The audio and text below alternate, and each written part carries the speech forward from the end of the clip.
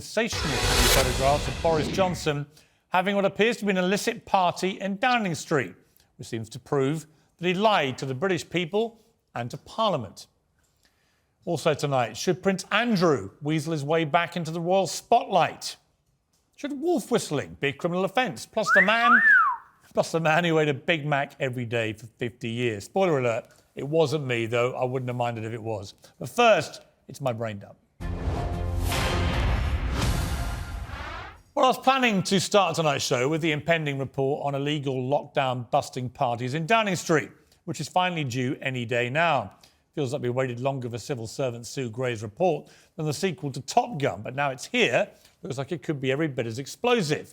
But in the last few hours, sensational photographs have been published by ITV News, which in my view render the report, well, frankly, superfluous. It's now pretty clear that Boris Johnson hasn't just lied to the British people and the media, he's also lied to Parliament. Here's a clip of Boris Johnson in Parliament last December. He was asked a direct question about a specific party. The Prime Minister tell the House whether there was a party in Downing Street on the 13th of November. Prime Minister. Mr. Speaker, no, but I'm sure that whatever happened, the guidance was followed and the rules were followed at all times.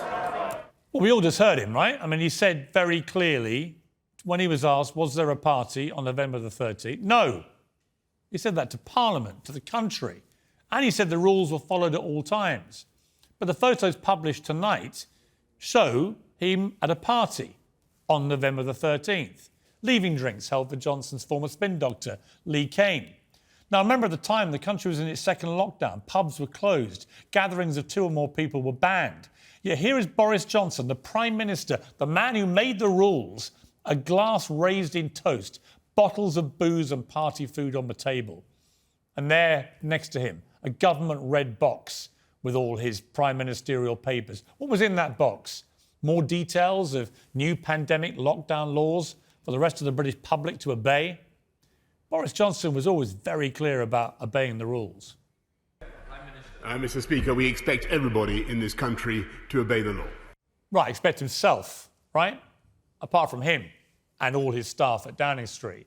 It's now very clear that a lot of people in the corridors of power of number 10 Downing Street, led by the guy at the top, ignored their own rules and broke the law. Boris Johnson attended illicit parties and then he lied about it. And we now also know that 2 weeks ago, he had a secret meeting with Sue Gray, the very woman charged with investigating him and his staff.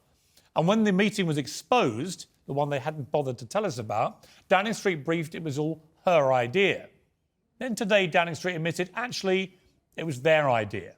So they lied again about a meeting that Boris Johnson wanted with the woman investigating him just before the report comes out. And we're supposed to believe this is an independent report. Well, Sue Gray must now publish the report in full, including every one of the 500 photographs of parties she said to have collected. Let the public judge with our own eyes and make up our own minds, because tonight one thing is crystal clear about Partygate. We can't trust a word that comes out of a Downing Street frat house about this whole tawdry affair.